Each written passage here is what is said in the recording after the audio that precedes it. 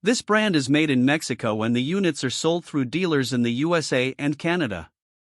All of the models feature louvered panel construction to protect the condenser coil from mechanical damage, as well as powder-coated paint and rust-resistant screws to keep the units looking nice for years to come. They have durable scroll compressors and microchannel coils for a more compact unit. They offer optional electric heat kits in sizes from 5 to 15 kilowatts to provide central heating, but they are somewhat noisy with a sound rating of 77 decibels.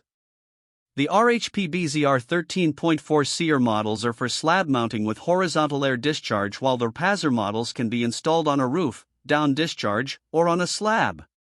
The units use R410, a refrigerant which is not as environmentally friendly as brands that use R32, and their guarantee is not as good as many brands, as it does not include total unit replacement in case of compressor failure, which has become the industry standard.